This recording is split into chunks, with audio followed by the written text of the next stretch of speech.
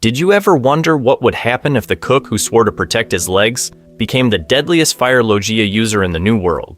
What if, instead of just heating up his foot with friction, Sanji actually inherited Ace's Mera no Mi, and turned into a walking inferno on the Thousand Sunny for starters? We can assume Sanji is still. Sanji, he's still the chivalrous, chain-smoking, love-struck cook who refuses to use his hands in battle. This means that even with a Logia fruit, he would try to fight only with his legs in order to protect his cooking. But the scale of what those legs can do changes completely. Diable Jambi is already insane. It's just his own speed and control setting.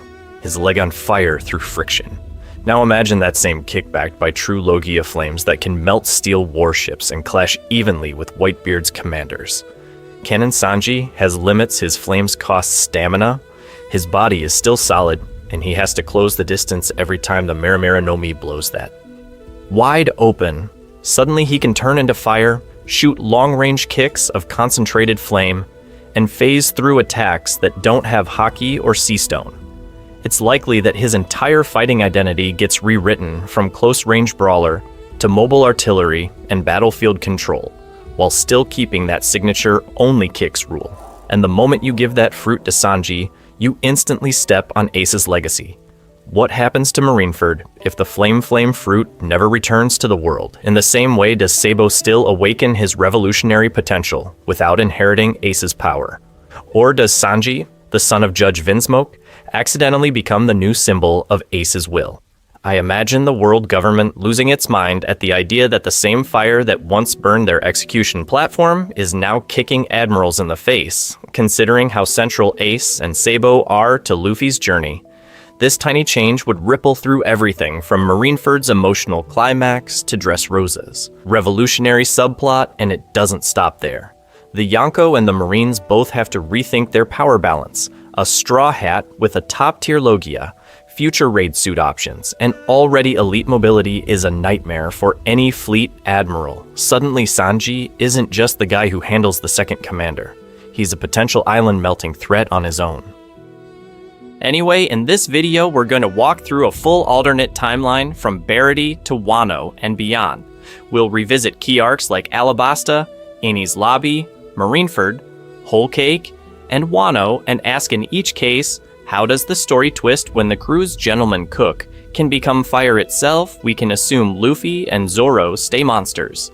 But with Sanji as a living inferno on the Sunny That rivalry, those tag team fights, and even his bounty skyrocket in totally different ways. So stick around because we're about to rebuild One Piece from the kitchen up or using pure flames. So did you ever wonder when Sanji would actually bite into the flame fruit in order to keep the story feeling like One Piece and not some random fanfic fever dream? For starters, we need rules. Sanji is still Sanji. He's still a cook first, fighter second, and pervert always. This means that his core never changes. He still refuses to fight with his hands because those are for cooking. He's still chivalrous to an absolutely stupid degree, and he still dreams of finding the all blue. We're not turning him into Ace 2.0. We're asking what would happen if the same Sanji you know suddenly gained Logia fire on top of his existing toolkit. Canon Anchor, Ace still dies at Marineford. Sabo still survives and regains his memories. The war, the trauma, and that iconic Fire Fist legacy all stay intact. The key divergence hits in Dressrosa. In canon, Sabo wins the Mera at the Corrida Coliseum. Here, we can assume the Straw Hat's arrival plays out similarly at first, but the person who walks away with that fruit is the cook in the suit. Picture Dressrosa. Luffy still wants Ace's fruit, still signs up for the tournament as Lucy. But Doflamingo's traps, CP0 surveillance, and the looming threat to the Sunny stack up. I imagine a scenario where an ambush on the crew forces Sanji into the spotlight. Maybe Doflamingo targets Nami and the others earlier. Maybe Big Mom's ship closes in faster. As soon as things go south, Sanji dives into the arena, or cuts a side deal to secure the fruit as a defensive move. He doesn't eat it for power clout. He eats it because someone he cares about is about to die. Classic Sanji move. He sees Nami or Robin about to be wiped out by some overwhelming attack.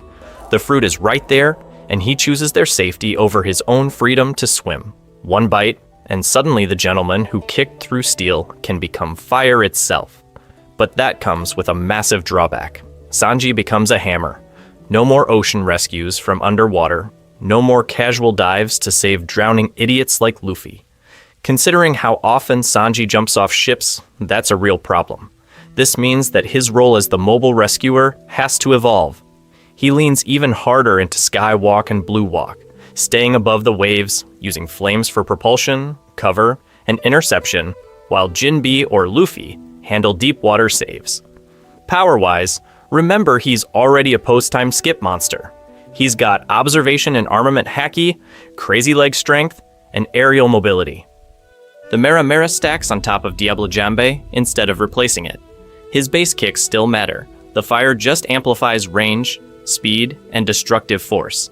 It's likely that early on he struggles to balance Logia and tangibility with his precise kicking style, but once he sinks them, you get things like flaming skywalk blitzes and fire-coated hockey strikes that rival Gear 4 Collateral. Anyway, lock that in as our new baseline, because next we're going to test this burning upgrade against specific arcs and see who survives when Sanji stops just cooking with fire and starts being fire. So if that flaming baseline is locked in, did you ever wonder what would happen when Sanji's rules start wrestling with Logia freedom? Because this is where the Mera Mera no Mi stops being Ace's fruit and starts becoming the cook's nightmare toolkit. For starters, Sanji's not throwing that core vow away. He's not suddenly a fire punch brawler. We can assume he'd still refuse to use his hands in combat, even if he could casually turn them into flamethrowers. This means that every Logia trick has to route through his legs, his hips, his footwork. Fire bullets? They come out as toe flicks. Flame spears? That's a flying kick that stretches into a lance midair. He'd literally redesign the fruit's moveset around roundhouse arcs and spinning heel drops. Now layer his chivalry on top of that. Sanji already refuses to kick women. Giving him a fruit that can burn people alive just cranks that internal conflict to 11. Against female opponents, he'd most likely only use the Logia body defensively. Intangibility to avoid hits, heat to melt weapons, maybe soft, non-lethal bursts to redirect projectiles. And even against men, he's the guy who cries over wasted food. Imagine him in Alabasta with this power. He's not nuking the royal stores or evaporating the river just to look cool. He's threading fire between buildings, curving it around marketplaces, refusing to scorch a single sack of grain. That's where the chef brain really kicks in. Sanji doesn't see big fire go boom. He sees temperature control. Considering how precise he is in the kitchen, it's likely he treats the Mera Mera like a walking industrial stove.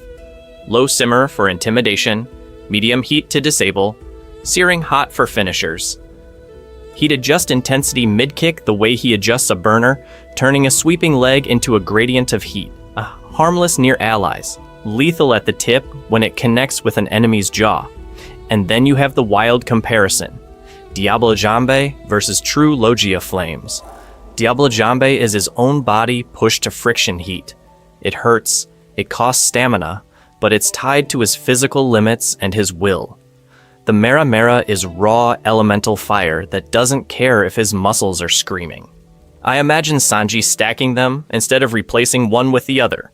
Picture him igniting Diable Jambe, then turning that leg into pure fire on top of it.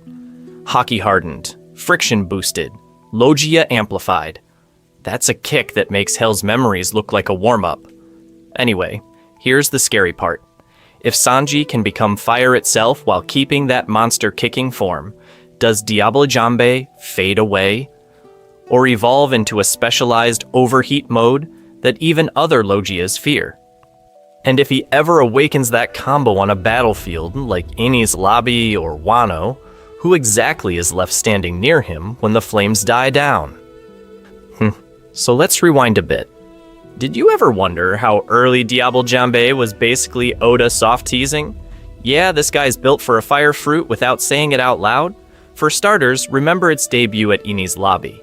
Sanji literally spins on one leg, cranks up the friction, and his foot ignites. No devil fruit, no external source, just raw speed and control. The drawback is obvious. Limited duration, crazy stamina cost, and he can't just stand there flaming forever. It's a timed buff. During this time, every kick is brutal, but once the heat dies down, he's back to normal Blackleg Sanji. Then post-time skip, he jumps straight to Hell's Memories. Now the flames aren't just on his leg, they explode around him, covering entire areas in fire. This means that even in canon, Oda escalates Sanji from "my leg is hot" to "I can create mini infernos with my emotions." Considering that, the Mera Mera no Mi doesn't feel random at all. It's likely that Oda always saw Sanji as the straw hat with a fire motif, just achieved through training instead of a fruit. So what would happen if early Sanji actually had the chance to eat the flame fruit? I imagine Baratie-era Sanji hearing about a powerful fire logia and instantly rejecting it. He's proud, stubborn, and obsessed with keeping his legs pure weapons. He'd say something like, "My kicks and my cooking are enough," and walk away, which perfectly sets up a later, dramatic acceptance, after he realizes how much more he could protect with that power. We can assume that once his vinsmoke lineage and modified body start kicking in, the synergy gets crazy. Canon Sanji already tanks extreme heat, dives into boiling oil, and shrugs off internal damage that would melt normal people.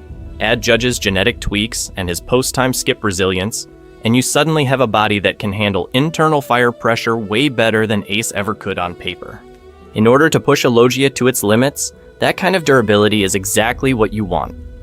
And here's where the power scaling question gets scary. Base Sanji can already create blue flames just by moving fast. Blue fire means higher temperature. Now give that same guy elemental intangibility, infinite fuel, and the ability to turn his whole body into fire while still fighting like a close quarters kick monster. Do you see the problem for everyone else on the battlefield? Anyway, if Diable Jambe used to be his super mode, what happens when Logia fire becomes the default? Does Diable Jambe evolve into a hyper-compressed overheat state, a blue-white hellfire that even other Logias can't touch? Stick around, because once we drop this version of Sanji into specific arcs like Alabasta and Enies Lobby, some very familiar battles stop looking familiar at all. So let's roll the tape back to where Sanji really steps onto the stage, the Baratie. Did you ever wonder how different that whole arc feels if, from day one, everyone around him is already whispering about his weird connection to heat? Not Logia flames yet, but the kind of fire that makes old pirates nervous without knowing why. Canon-wise, Baratie is Sanji's big debut, chain-smoking waiter, genius cook, and the guy who owes his life and leg to Red Leg Zeph. We can assume the core beats stay the same. He still feeds Jin when everyone else wants to toss him overboard. He still plans to stay on the ship to repay Zeph, and he still throws himself into the meat grinder when Krieg's armada shows up. The key difference here is that during this time, the fire motif is already cranked up. For starters, picture the kitchen scenes. Pots boiling, ovens roaring, and Sanji somehow always working closest to the hottest flame. Other cooks complain, swap stations, whatever. Sanji, totally fine. Zeph notices that his apprentice can stand over a blistering stove for hours without flinching, that his kicks leave faint scorch marks on the cutting boards when he practices footwork between orders. It's likely that Zeph doesn't know the word Logia, but he sailed the Grand Line. He's seen devil fruits turn seas upside down, so he starts throwing out little warnings.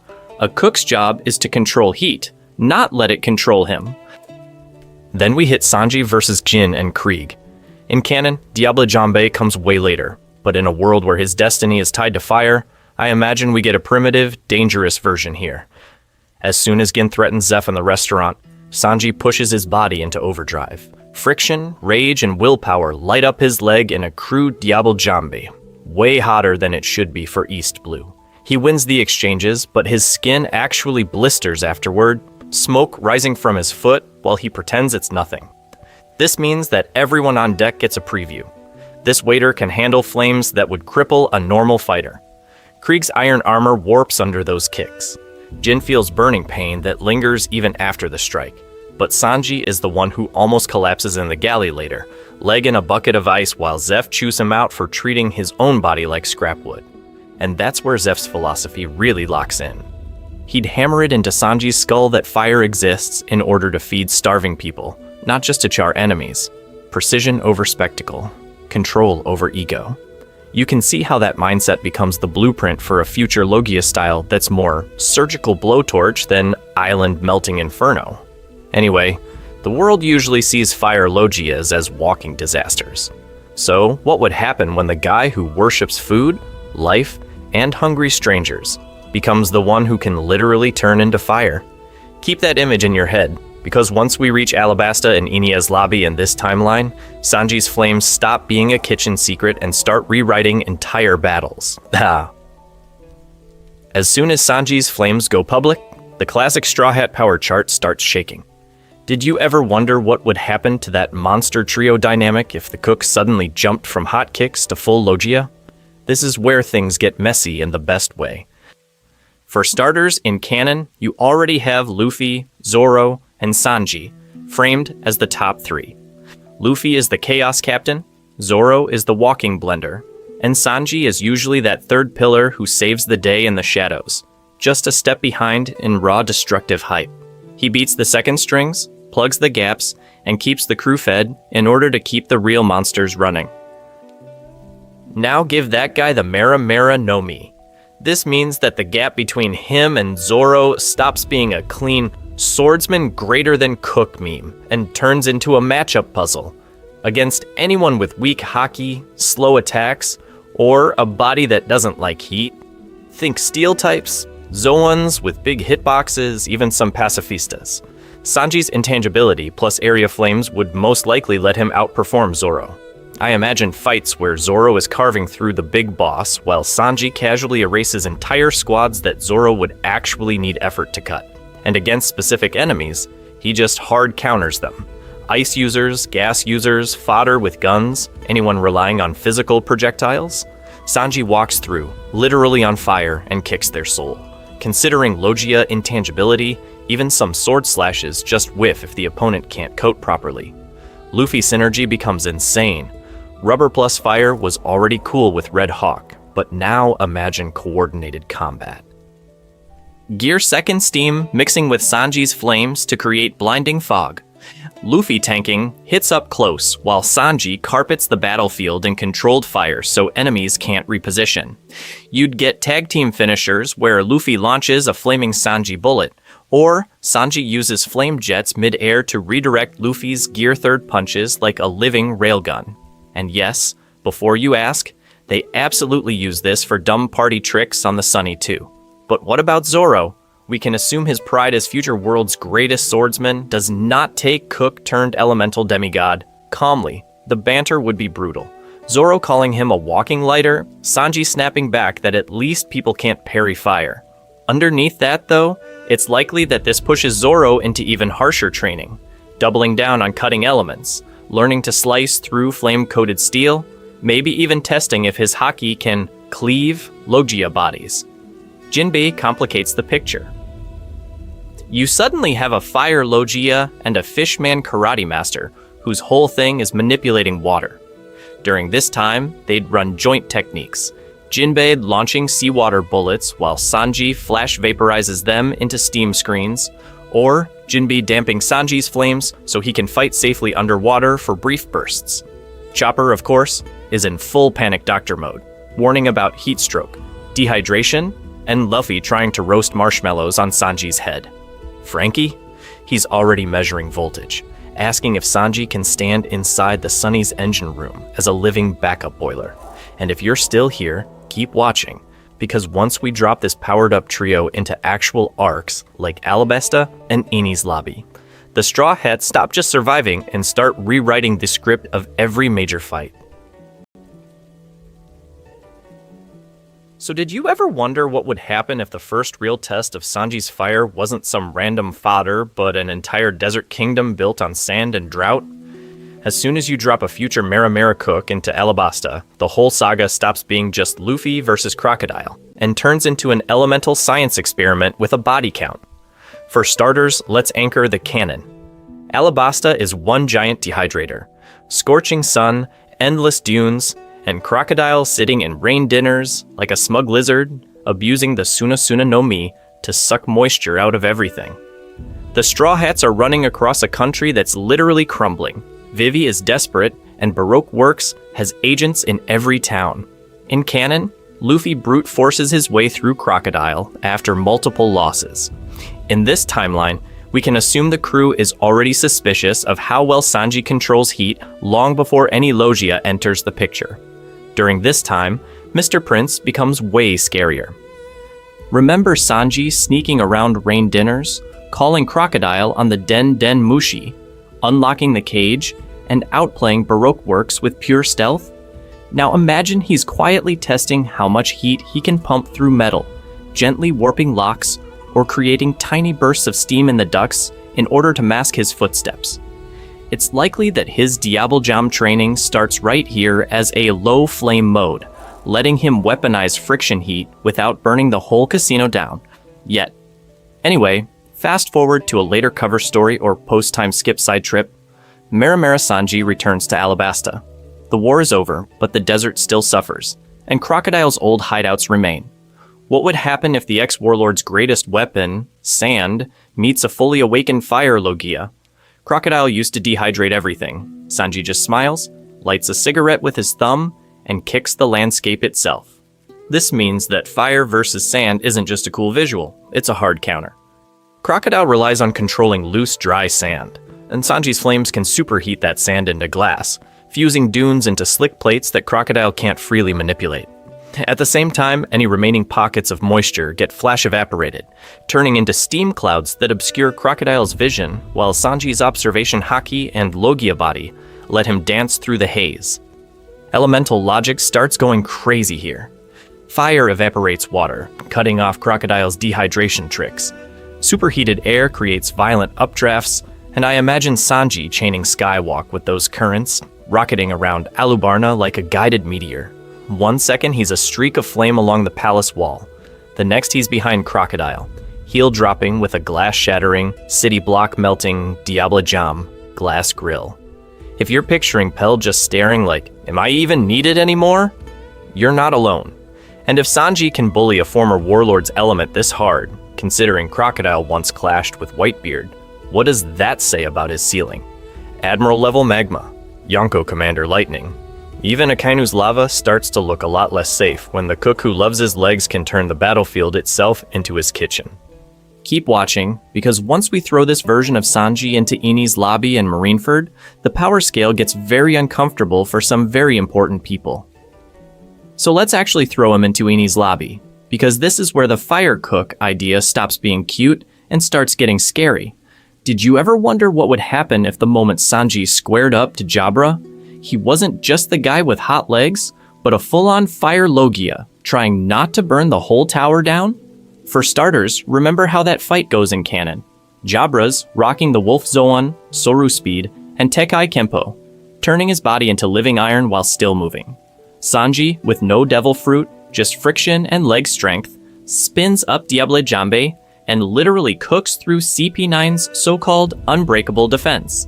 He melts Tekai with pure heat and technique, kicks Jabra through walls, and walks away on a leg that should be ruined. This means that even base Enies Lobby Sanji was already flirting with Logia-level lethality, using nothing but his body. Now swap in the Maramara Nomi. Jabra braces with Tekai, confident like always. Sanji's leg swings in and turns intangible flame right before contact. Tekai doesn't block anything because there's nothing solid to block. The kick phases through, reforms inside Jabra's guard, and detonates. Internal burns, explosions under the skin. No need to crack the armor when you can just set the interior on fire. It's likely that one flame grill shot ends the fight before the bickering even starts. And that's just the close-range stuff. Considering what Ace did at Alabasta and Marineford, we can assume Enies Lobby Sanji could already spam mid-range fire blasts, jets, and pillars. Picture him igniting the staircase edges and bridge railings, turning Robin's escape route into a moving firewall. CP9 can't cross without cooking themselves. Spandam tries to drag her toward the gates of justice. Sanji doesn't need to reach him physically. He just draws a line of fire across the tower, cutting off paths like he's designing the world's deadliest kitchen layout. Pattern interrupt for you. Imagine Blue Wino popping out of a door portal, only to find Sanji already waiting, hovering mid-air on flame propulsion. Skywalk plus Mera Mera turns into a budget jet engine. As soon as he learns to blast fire from his feet, he's blitzing CP9 agents in 3 dimensions, chasing Geppo users, and punting them back down into burning corridors they thought were safe. Now layer in his future observation hockey potential. Even if he doesn't have it fully at Eni's lobby, we know where he ends up. Once he can read movements while his flames spread around the battlefield, Sanji becomes an area control monster, not just a melee kicker. You're not just fighting the guy, you're fighting the room he already set on fire. And if this is how dangerous Eni's lobby Sanji would be with the Mera Mera, I imagine you can see the problem. Post-time skip Sanji, with Hell's Memories, Skywalk, and hardened hockey on top of Logia fire? Keep watching, because once we drop that version into Marineford, some death flags start looking very different. But before we rewrite Marineford with a living fire Logia on the Straw Hat side, we need to lock something in. Did you ever wonder what would happen if, in this what if, Marineford actually doesn't change at all? For starters, Ace still dies. The scaffold, the magma fist, Luffy's scream that rips his throat raw, Whitebeard's final quake that splits the sea itself, all of that is intact. The Mera Mera no Mi is still framed as the flame of the next generation, the power that made Ace a symbol of freedom for everyone who hated the world government's iron grip. Whitebeard still declares that the One Piece is real, and his death still shakes the balance of the world. This means that emotionally, Luffy is in the exact same place. He's broken, traumatized, and barely conscious by the time Law drags him away. We can assume Jinbe is still clutching him, begging him to stay alive. The war doesn't get fixed just because Sanji is a walking inferno in the future. If anything, Ace's death becomes even more important because now those flames are going to land somewhere very different. And Sabo? He still wakes up in Dressrosa territory with amnesia, still gets picked up by the revolutionaries, still rises through the ranks during this time. The key to Vergence is not that Sabo disappears. It's that by the time the Mera Mera no Mi reappears in the Colosseum, he is not the one who ends up eating it. So why Sanji? Why not let the story play out like canon and just swap powers later? Considering where everyone is during Dressrosa, it's likely that Sanji is actually the most practical choice and the most emotionally loaded one. Luffy has already seen what Logias can do. He knows he's reckless, he knows Zoro is a swordsman first, and he knows Usopp, Nami, and Chopper would be vaporized in close quarters brawls for that fruit. But Sanji? Sanji is the guy who protects the crew when Luffy can't even stand. I imagine the conversation going something like this off screen. Luffy, remembering Ace's back turned in front of him, looks at Sanji and sees another man whose back is always facing danger, always shielding others. In order to honor Ace, Luffy doesn't just want the Mera Mera to be strong. He wants it to be kind. And that's where the thematic knife really twists. You're taking a man who hates his bloodline, who rejected Germa's cold judge of life and death mentality, and you hand him the same flames that once burned Marineford. Suddenly, every kick Sanji throws with that fire is a direct contradiction to Judge, to the Celestial Dragons, to anyone who thinks some lives are disposable. So if Ace's will of fire doesn't go to the revolutionary who fights the system from the shadows, but to the Straw Hat's gentleman cook who refuses to kick a starving enemy, does that make Sanji the new symbol of rebellion against the world's twisted hierarchy? And if that's true, what happens the first time those flames stand against actual Marine admirals? Did you ever wonder what would happen if the day Ace's legacy resurfaced in Dressrosa, it never even made it to the Colosseum finals? In canon, you remember the setup. Chaos in Dressrosa, toys and tears everywhere, and that insane tournament where Luffy jumps in as Lucy to protect the Mera Mera no Mai for Ace's sake. We can assume that part still starts the same. For starters, Luffy fully intends to win it himself, clutch that fruit to his chest, and keep his brother's fire away from every warlord and psycho in the new world. But this time, Doflamingo pulls the strings harder. Law's plan accelerates.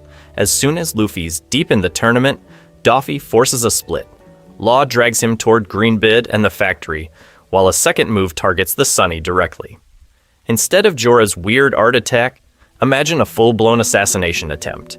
A Doflamingo officer, maybe backed by a Marine hit squad, coincidentally nearby, ambushes Nami, Chopper, Brook, and Momonosuke off the coast. This means that while the crowd roars over in the Colosseum, the Sunny is on fire for real. Cannon blasts rip through the sea, chains of hardened strings start crushing the mast, and a devil fruit-powered barrage is about to sink the ship with the weaker crew members still on board. Sanji arrives mid-assault, already using Diable Jambe, but he's outnumbered, outranged, and one bad hit away from losing everyone. Here's the divergence. The Mera Mera never stays in the arena. It's likely that, considering Doflamingo's paranoia, he sends the fruit away on a separate ship as insurance. Law predicts this. A chaotic mid-sea interception happens right next to the Sunny. In the middle of all that, the fruit literally rolls onto Sanji's deck, glowing, spinning. Ace's will sitting in front of a cook who hates devil fruits with his entire soul. Sanji freezes. You can imagine the internal war. Judge's experiments, the Germa raid suits, all that modified body trauma, it all taught him to despise artificial power. His pride is in his legs, in the fact that Diable Jambe is something he bled for, not something he bit into. And Ace? Ace was a D. Sanji isn't. Who is he to steal that flame? But then another volley comes. Nami screams that the next shot will hit the Sunny's belly. Chopper's already injured.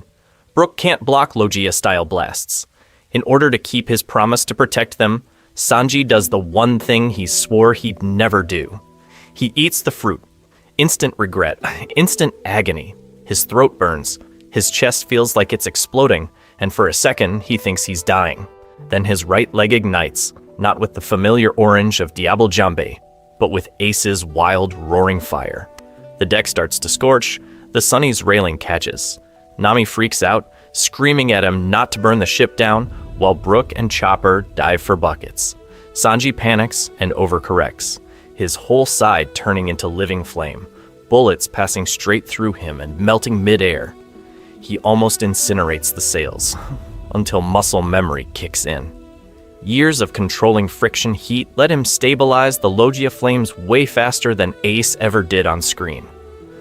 In a few breaths, he's kicking out focused fire lances, snuffing stray sparks with precise control, and turning the ambush into a one-sided slaughter. Off in Dressrosa, Luffy feels it. Robin explains the sudden inferno on the horizon, and you can see that mix of grief and joy in his eyes. His brother's power lives on, but in his cook. Zoro, watching from another battlefield later, would give this wary little smirk, realizing that the crew's power balance just changed again. Nami keeps yelling about ship repairs and burnt ropes, but she's also clutching the log pose a little less tightly, because their guardian just became a walking firewall. Robin, as always, reads deeper. A Logia user who refuses to use his hands, whose flames are fueled by empathy instead of rage, might be one of the most dangerous people on the sea. And if Sanji unlocked all of that in a single desperate skirmish just to save his family, what happens the first time he has room to train? Or the first time someone like Akainu realizes Ace's fire didn't die at Marineford after all? So did you ever wonder what would happen if that desperate whole cake awakening was just the starting line? As soon as Sanji gets a ship, a sky, and no one trying to assassinate him, he starts doing what he always does in a crisis, training until his lungs give out. For starters, Logia basics. We've seen the template with Ace and Kizaru. At low mastery, you get simple elemental creation and a clumsy kind of intangibility. Bullets pass through, but you're still thinking about it. At high mastery, like Kizaru casually riding photons or Ace turning entire seas into steam, the body and the element are the same thing. This means that flight, propulsion, and battlefield control are just side effects of existing.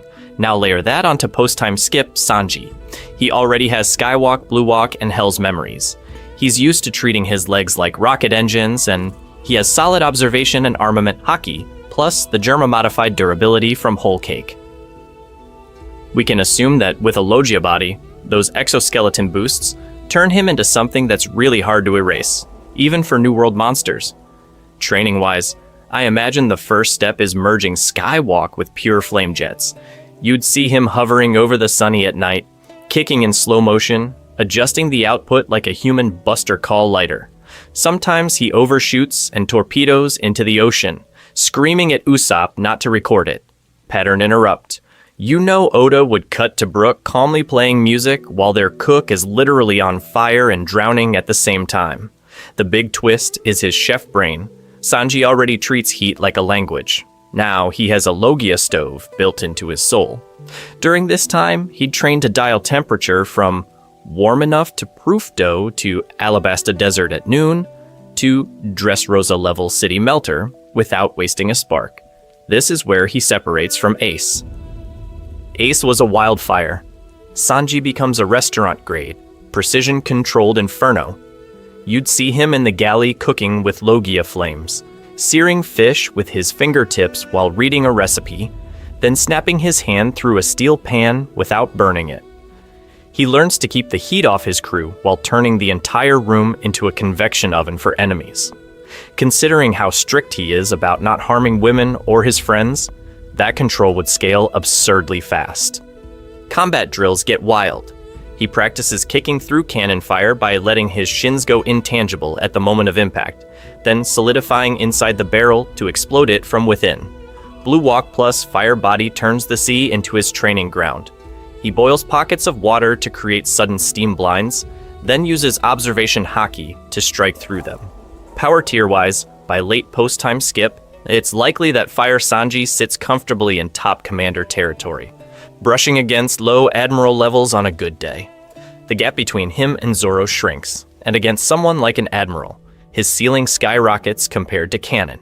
And if he ever pushes that precision flame into a true Logia awakening, what kind of battlefield does a chef build when the whole island is his kitchen? Anyway, keep that in mind as we throw him into the New World meat grinder and see who underestimates the Straw Hat's walking inferno first.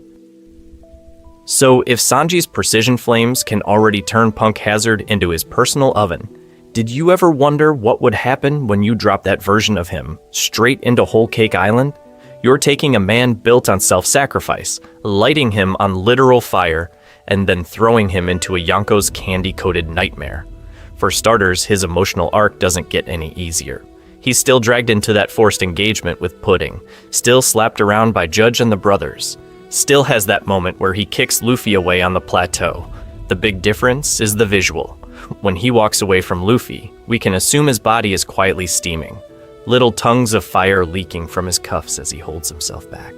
This means that when he decides not to return to the Sunny, it feels like a volcano putting a lid on itself. And the bento scene, that hits even harder.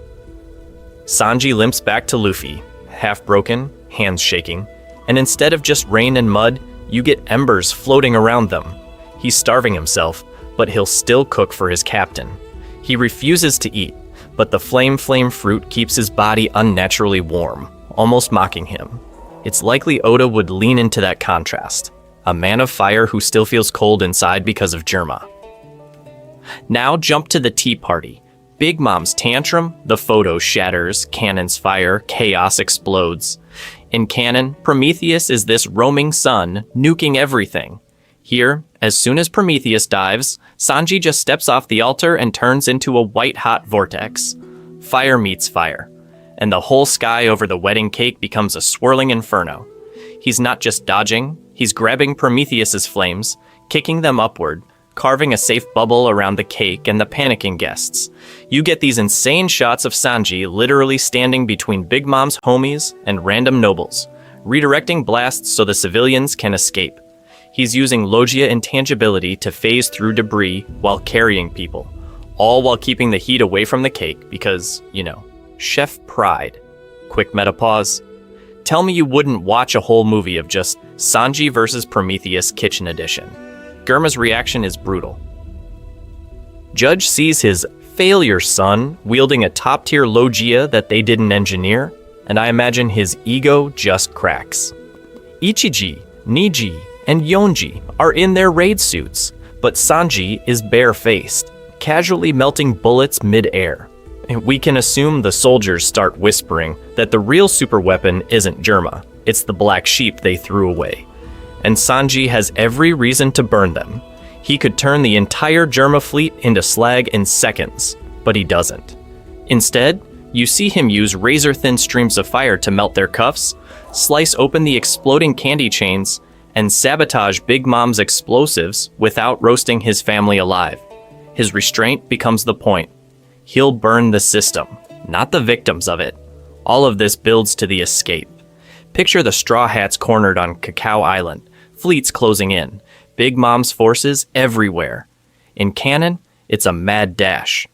Here, Sanji walks forward, lights a cigarette off his own cheek, and turns the entire street into a roaring fire corridor. Walls of controlled flame blast upward, parting around his allies but incinerating soldiers and homies that try to cross. Jinbei rides a wave through it, Brook sprints laughing through sparks. Luffy just grins because his cook is now a natural disaster. Considering how much Big Mom loves powerful abilities, you can imagine her eyes literally spinning. Her soul homies are screaming as Sanji's flames eat away at their authority over the battlefield. It's not just an escape route, it's a declaration. The vinsmoke failure is now the Straw Hats' firewall against a Yonko.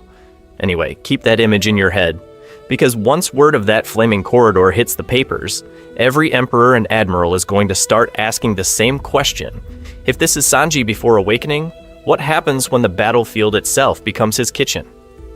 So did you ever wonder what would happen when that firewall cook reputation actually gets tested against real monsters? Because as soon as you throw Yonko commanders into the mix, Mera Sanji stops being just flashy support and starts looking like a problem the New World has to solve. For starters, let's go back to Whole Cake and that brief clash with Katakuri. In canon, Sanji dodges jelly beans and future sight attacks with pure observation and footwork. Now imagine that same scene, but every step leaves burning after images, small flames hanging in the air like decoys. Katakuri reads the future, swings at where Sanji will be, and his trident just passes through a fire clone as the real Sanji slipstreams around him. This means that Katakuri's mochi, which hard counters physical fighters by engulfing them, suddenly has to deal with a man who can turn his entire body into heat and literally bake the mochi from the inside. We can assume Katakuri would adapt, hardening his mochi with armament and smothering flames. But that first exchange? Sanji wins the tempo. A flaming sky walk feint into a point-blank Higurashi grill shot to the face, forcing Katakuri to respect him as more than just the guy who dodged a jelly bean. It's likely that if Oda wanted to, he could have justified a short, serious skirmish instead of just a clash. Archers jump to Wano and the matchups get even crazier. Queen is already a tank with cyborg parts, viruses, and insane durability. King is a flying Lunarian who turns his back flames on and off to juggle speed and defense. Now give Sanji Logia intangibility on top of his Germa exoskeleton and see how fast the battlefield tilts. Sanji versus Queen becomes a cooking segment from hell.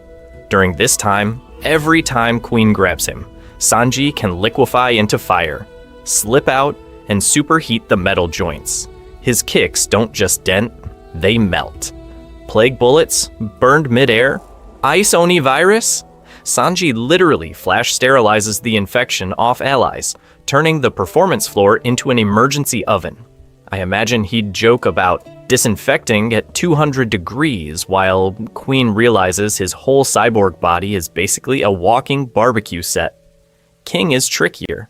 Fire versus fire, durability versus intangibility. King's Lunarian flames are special. They tie into his biology and insane stamina. The question is, can Logia fire match that? In an aerial dogfight, Mera Sanji uses Skywalk plus flame propulsion to rocket around King's wings, leaving blazing air currents that cut off flight paths. King dives with Imperial Flame. Sanji responds with a compressed fire lance from his heel, the shockwave splitting the sky like a mini Marineford clash. Considering all this, Mera Sanji sits comfortably in top commander territory. In high-speed, area control battles where the map matters, he most likely rivals or even surpasses Zoro, turning the entire stage into his kitchen. And if this is what he does to commanders, what happens when an admiral walks into the fire? Anyway, keep watching, because the real question isn't just how strong is he, it's who dares try to steal Ace's legacy back from the Straw Hats cook. As soon as Sanji starts kicking people through walls with Ace's flames, the battlefield isn't the only thing heating up. Did you ever wonder how the world powers react when they realize the Straw Hats just stole one of Marineford's biggest ghosts? For starters, Marine Intel would lose their minds. You've got the son of Judge Vinsmoke, failed political marriage pawn of Big Mom, now confirmed Miramira no Mi user, officially sailing under Monkey D. Luffy's flag. We can assume that as soon as that report hits Marineford, the analysts slap a giant red strategic threat label on his file. In their internal rankings, Sanji jumps from dangerous New World combatant to combat power comparable to top Yonko commanders, especially after they review footage of him turning entire plazas into no-go zones of fire. And then you have Akainu. The man who personally executed Ace now sees those same iconic flames in the hands of a smiling, chain-smoking pirate chef tied to Germa's science. It's likely that this drives him crazy on a personal level. Akainu already hates Luffy. Now every time he sees Sanji on a wanted poster, it's like Ace is mocking him from the afterlife. I imagine him issuing a direct order. If an admiral encounters the Straw Hats, neutralize the Maramara user first. No negotiations. That one detail alone pushes Sanji way up the Marines' kill-on-sight priority list. On the Yonko side, things get even messier. Blackbeard, who literally built his rise on stealing devil fruits, would immediately start asking what would happen if I added that fire to my collection. Considering he already hunted down Ace once, a Sanji versus Teach clash over the fruit becomes almost guaranteed somewhere in the New World. Kaido, over in Wano, would be curious in a different way. A Fire Logia who can already use advanced kicks and potentially armament hockey? That sounds like a prime candidate for his strongest army in the world fantasy, especially during this time when he's collecting weird powers like smiles. Big Mom, though, is just mad. She lost Sanji as a groom. She lost the chance to bind Germa, and now she's watching the same guy wield a Logia that could have been a living wedding torch in Totoland. You can almost hear her screaming at Prospero to find a way to kidnap that damn flame cook for whole cake research. Meanwhile, Judge Vinsmoke flips his entire PR strategy. Germa can't touch Sanji directly, but Judge would still try to claim him symbolically, branding him in the papers as Germa's Flame Prince in order to squeeze political leverage from his exploits. It's petty, but very on brand. And all of this gets baked right into his bounty.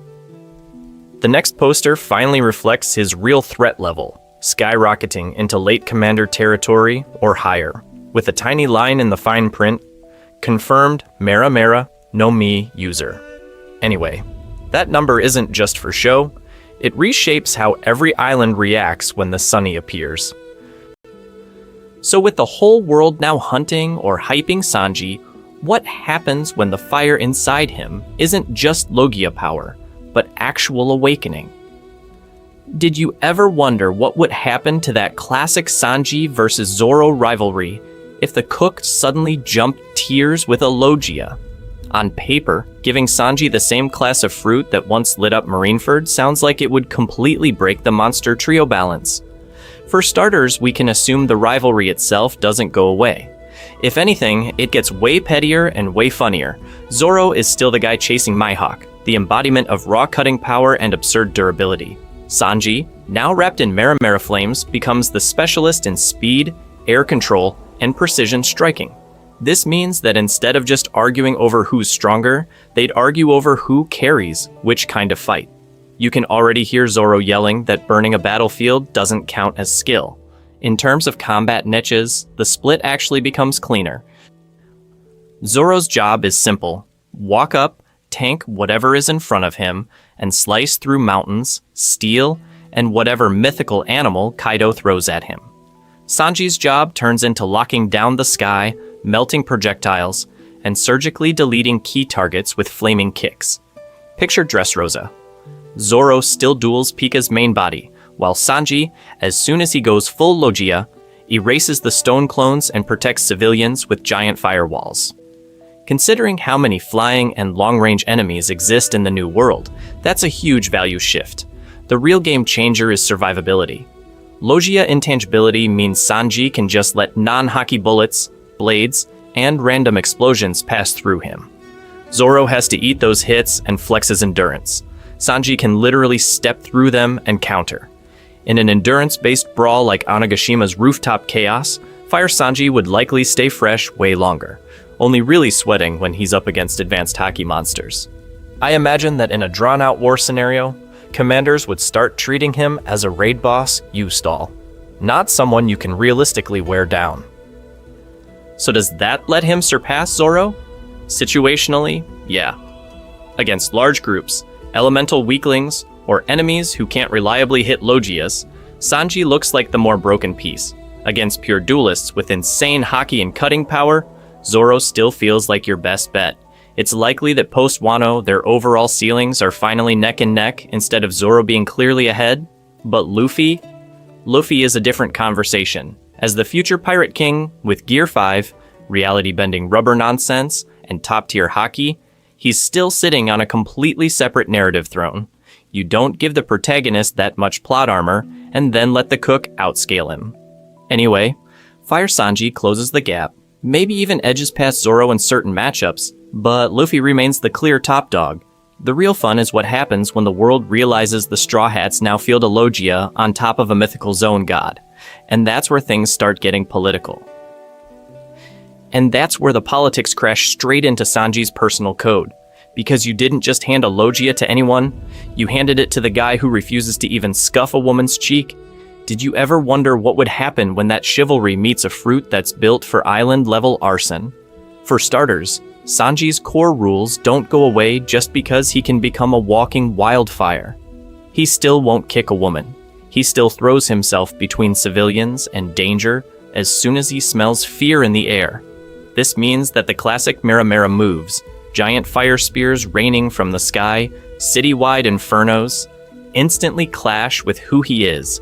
He'd hate the idea that one lazy swing could roast bystanders behind his target. So Sanji does what Sanji always does. He refines. Instead of ace-style massive fire fists, we can assume he'd grind out ultra-precise techniques. Narrow flame lances that pierce a single cannon, not the ship behind it. Localized explosions that only detonate at the point of impact on an enemy's armor. Heat fields that stop exactly at the edge of a marketplace, so the people and the food stalls stay untouched.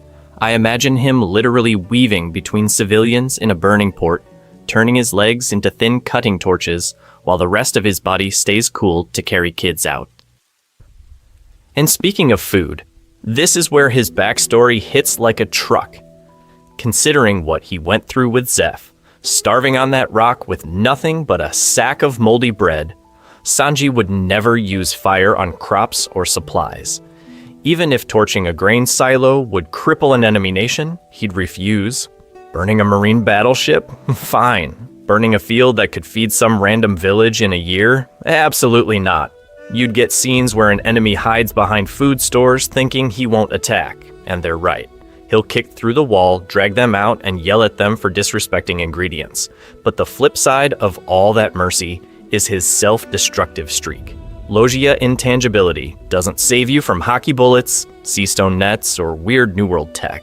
It's likely that Sanji would overuse his flames as a shield anyway, wrapping himself around Nami or Chopper like a living firewall, taking hockey-coated blasts that actually hurt him just to keep them untouched. During this time, his body would be screaming, but he'd keep pushing because protecting others is more important than any Logia comfort. And now, you have to ask, what happens if that restraint snaps? Imagine some warlord deliberately starving a town, beating a woman in front of him while laughing about wasted food. The guy who never burns rations, never risks civilians, suddenly stops caring about collateral. The heat fields widen. The lances turn into suns. For one terrifying moment, the Straw Hats might see what a mindless nuke Sanji could have been all along. And the next part of this story is what that kind of inferno does to the balance of power. Stegriting. And the next part of this story is what that kind of inferno does to the balance of power. But before Sanji turns the new world into a walking Chernobyl-grade kitchen stove, let's be real for a second. Him becoming a sentient sun is terrifying. You moving one finger right now? That's the only realistic firepower you actually have at the moment. Did you ever wonder what would happen if your index finger had Logia intangibility? You'd tap the like button and it would just phase through, no damage, no feedback, pure disappointment. Luckily, that thing is very much solid, very much blue, and it absolutely does not let your finger pass through like ace dodging bullets. Sanji can turn his leg into a flaming spear that melts battleships. You can turn your mouse into a targeting system and drop a precise strike on the subscribe button. For starters, one of these actions rewrites the power scaling of the Straw Hats. The other one just tells the algorithm, "Yes, I like watching fictional cooks commit war crimes with fire. Please give me more."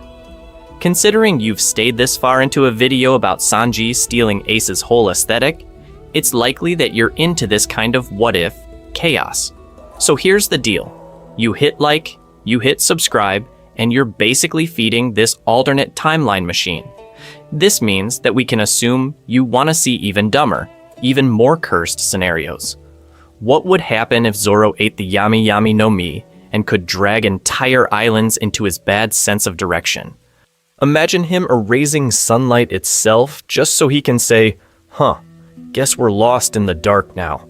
Or what if Robin joined the Marines and became the world government's most terrifying interrogator, calmly reading war criminals like their history books while plotting their downfall from the inside?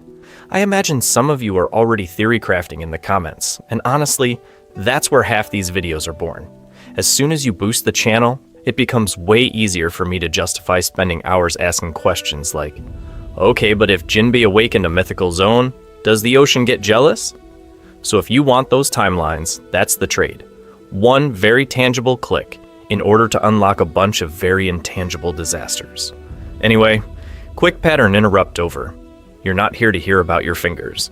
You're here to see what happens when Sanji stops pretending his flames are just for cooking and starts casually matching ancient weapons in raw output. Alright, back to Sanji turning the new world into his personal kitchen stove. Did you ever wonder what would happen when that personal kitchen stove scales up from a restaurant burner to a continental oven? Because as soon as we hit future arcs like Elbaf and the Final War, Sanji with the Flame Fruit stops being just a close combat monster and starts looking like moving infrastructure. For starters, picture Elbaf the way Oda keeps teasing it. Giant warriors, ships the size of marine bases, and battlefields so big Dressrosa looks like a backyard. In canon, Usopp is the one who shines there. But with Mera Mera Sanji, we can assume the giants would also be looking at this tiny human who can light up an entire coastline. I imagine Sanji launching colossal firestorms into the sky, not just as attacks, but as literal beacons for allied fleets, guiding them through fog and sea kings during this time of chaos. Now flip it. Those same firestorms become shields.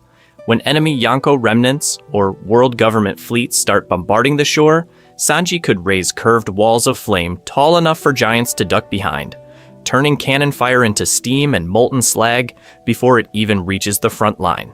This means that Elbaf doesn't just gain a strong fighter. They gain a living fortress that can move with the vanguard. That's before we even touch Awakening. Logia Awakening is uncharted, but considering how Paramecia Awakenings reshape environments, it's likely that a fully awakened Mera Mera would let Sanji turn an entire city into a domain of searing heat. Streets become convection currents. Air itself becomes his weapon. He doesn't just shoot fire. He controls temperature and wind on a massive scale, starving enemy flames of oxygen or supercharging his own. Now imagine coordination with Gear 5 Luffy in that environment. Rubber already loves heat. Superheat Luffy's body, and suddenly his punches are not just stretchy, but blisteringly hot, like cartoonish magma whips snapping across a battlefield. Usopp rides Sanji's updrafts. His sniping range doubled as fire thermals carry his plants and pop greens into perfect trajectories. Frankie calibrates his artillery to Sanji's heat columns, using them as invisible rails that bend laser fire around buildings and straight into marine flagships. Fast forward to the final war against the world government.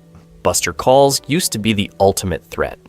Now, Sanji can stack firewalls in 3 layers, turning the ocean surface into a boiling buffer that detonates shells early, or melts pacifista armor mid-charge.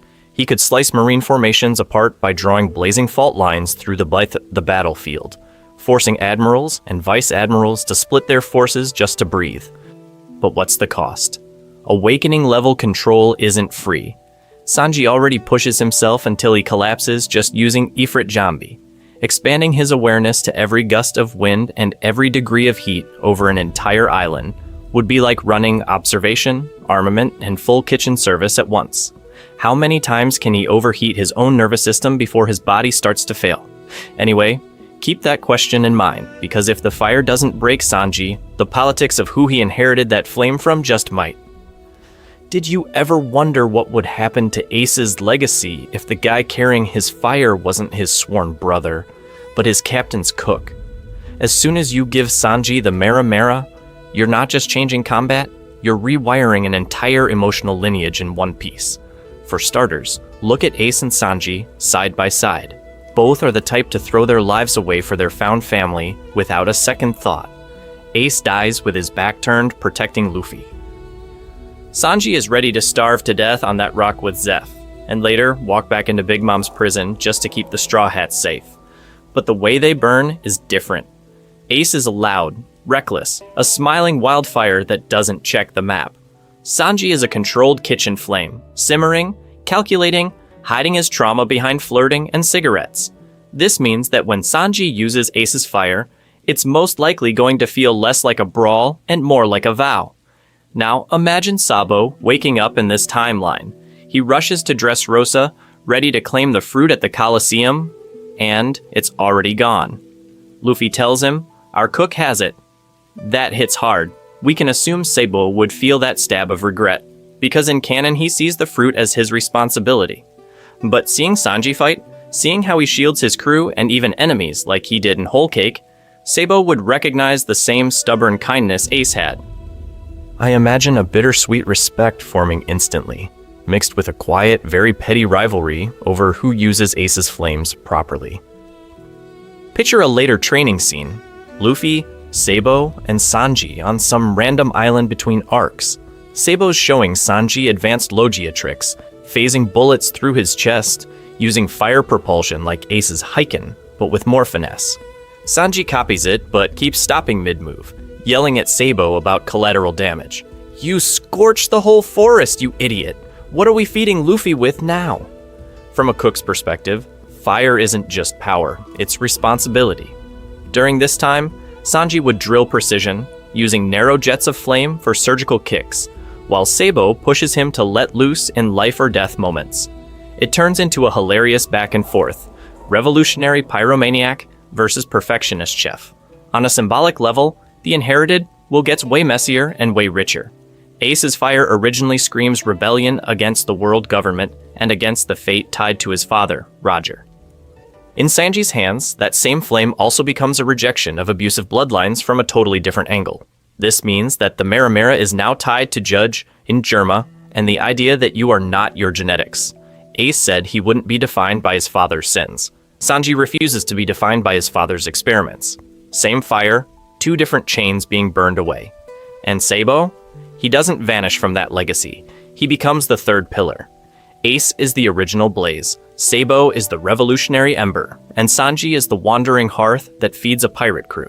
Sanji doesn't replace Ace or Sabo. He turns their story into a triangle. Brothers, friends, and found family all orbiting the same flame. Anyway, keep that triangle in mind, because the second the world government realizes which vinsmoke is wielding Ace's fire, the political heat around the Straw Hats spikes to a whole new level.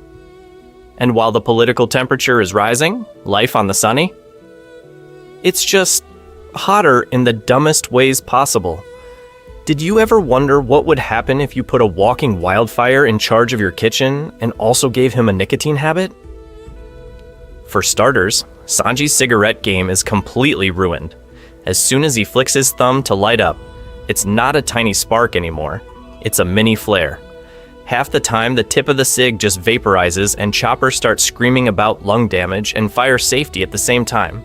I imagine Usopp immediately slaps together a "No open flames near Chopper's fur" poster, while Nami is in the background counting the Beli cost of every new scorch mark on the deck. We can assume the Sunny would most likely develop actual fire protocols. Frankie marches everyone through evacuation drill number 5, because Sanji sneezed in partial Logia form once and singed the laundry line. Robin quietly adds a new rule to the galley door. No full Logia form in the kitchen. Again, the way she writes again tells you this means that something very stupid happened the first time. But here's the thing. In the galley, this power-up is broken in the best way. Sanji doesn't need stoves anymore. He is the stove. He can dial his flames from low simmer to Hell's Kitchen just by focusing, creating perfect concentric rings of blue fire under 10 pans at once. Extreme heat recipes that would burn normal cookware become daily experiments. Brooke, who's usually picky about texture, is suddenly like, yo ho ho, the crust on this steak is a spiritual experience. And even Chopper, who complains about everything being too spicy, ends up licking the plate. Usopp, of course, turns all of this into propaganda. During this time, every island they visit hears about Blackleg Sanji, the man who boiled a sea king just by glaring at the ocean. Half of it is lies, half of it is only slightly exaggerated, and Sanji doesn't correct any of it if a cute waitress is listening. Meanwhile, Robin is on a deck chair, calmly reading while surrounded by a halo of gentle warmth Sanji keeps subconsciously radiating. It's likely that the Sunny becomes the coziest ship in the New World during winter, just because the cook is daydreaming. Pattern interrupt for you. Imagine clicking away now and missing the part where Frankie unveils fireproof Sunny mode. He's layering heat-resistant plating, flame-dampening vents, maybe even a sprinkler cola system, just in case the love cook has another emotional episode. Nami approves, but only after confirming the budget. At the end of the day, though, Sanji is still Sanji.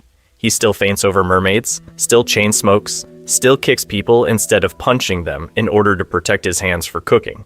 The only difference is that every love-struck spin leaves little embers on the floor, and every frustrated smoke break comes with a tiny solar flare.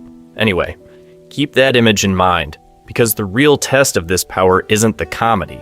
It's what happens when the Sunny sails into a war zone and the cook has to choose how hot he's willing to burn. So, did you ever wonder what would happen if that choice landed on Sanji instead of Sabo, and the guy lighting cigarettes suddenly became the guy lighting continents? That Warzone image is basically the core of this entire timeline. Same chivalrous cook, same vow to protect his hands, but now he's the one who inherits Ace's son. For starters, the premise never threw out who Sanji is. He's still the leg-only fighter from Barati, still the idiot romantic, still the guy who cries over a perfectly cooked bentos. The divergence hits post-Dressrosa, when the Maramara no Mi doesn't climb into revolutionary hands but lands in the lap of a straw hat who already fights like a human blowtorch. This means that instead of a staff-wielding freedom fighter, it's the cruise chef who turns into living fire. From that moment, Combat Sanji is on a different plane. Logia intangibility alone is insane. Bullets, blades, even stray Yonko attacks would most likely just pass through a pillar of flame in a suit. Add elemental flight, and suddenly Skywalk isn't just air jumping, it's Sanji rocketing across battlefields like a guided meteor. Diable Jambe doesn't get replaced. It stacks. Friction heat plus Logia fire, giving you layered techniques where Ifrit Jambe becomes a core, and Mariflames spiral around it like a second sun. We can assume that in the New World, that puts him comfortably in top commander territory, the kind of threat admirals have to actually plan around. But the real spice is emotional. Every kick Sanji throws with that fruit carries Ace's shadow. I imagine he'd refuse to treat it as a prize and see it as a burden he has to live up to. At the same time, it's the ultimate rejection of his bloodline. Judge wanted a cold, emotionless weapon, and instead his son becomes a blazing protector whose fire is powered by empathy and hunger. A chef using destructive flames in order to save lives and keep his crew fed? That's peak One Piece irony. The world reacts fast. Marines don't just see Blackleg anymore, they see a straw hat who can turn a buster call into a barbecue. Yonko scouts start asking, is this Ace 2.0, but loyal to Luffy? Germa, considering their science obsession, would absolutely scramble to study him, trying to bottle a Logia in a raid suit.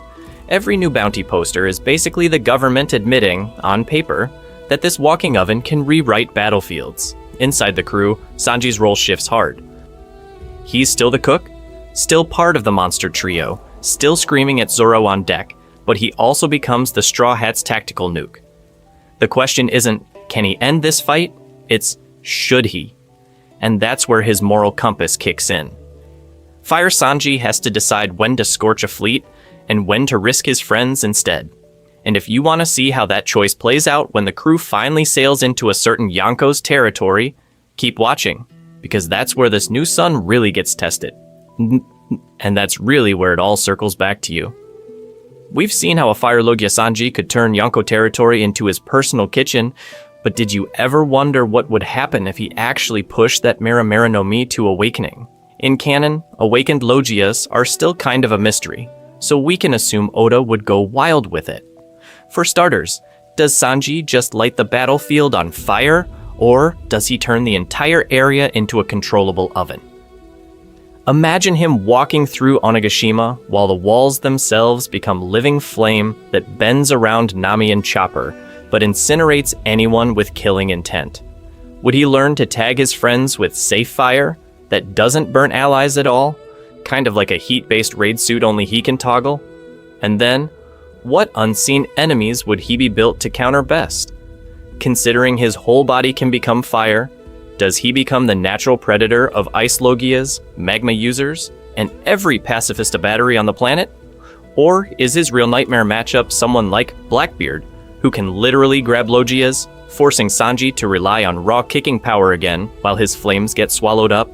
We also have to talk about his love life, because you know he would. If Sanji is literally too hot to handle, how does that change all those hard eyes moments? Does he have to dial down his temperature just to hold Robin's hand? Or does he start training microcontrol in order to pour tea at the exact perfect warmth for Nami? I imagine half the New World tabloids screaming about the burning prince of Germa, while Sanji is just trying not to accidentally vaporize a bouquet of roses.